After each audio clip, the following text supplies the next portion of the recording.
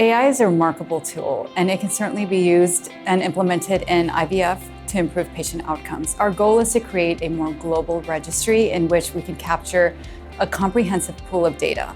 AI is strongest, especially in the deep learning form, where it can take multiple pieces of information, multivariate and multi-faceted, to then provide a more comprehensive answer and a most robust approach. So once we have all aspects of IVF outlined and all data points in a single registry, it is then that we can implement AI in its most effective and most applicable manner.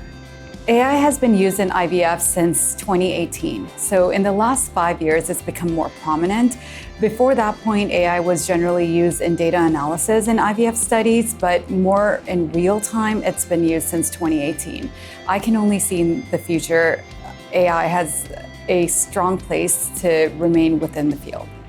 AI training algorithms are time-consuming. There are different phases of AI training. The first phase is research. Once the research is complete, which can take upwards of months, depending on the time capacity of the researcher. The next phase is to actually write the software. The software and the programming stage are pretty quick, relatively simple, given the statistical background. And then once that's done, the training phase comes in.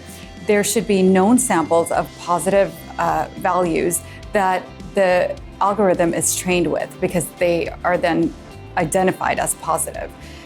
Post that, there should be known samples that the AI doesn't recognize or hasn't been introduced to. Those samples are then ran in for further training and tuning of the platform or the software.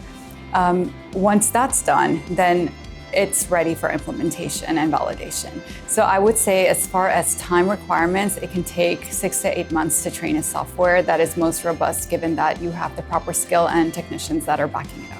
AI in donor gametes has a strong future. AI can be implemented to be used with donor egg and donor sperm banks.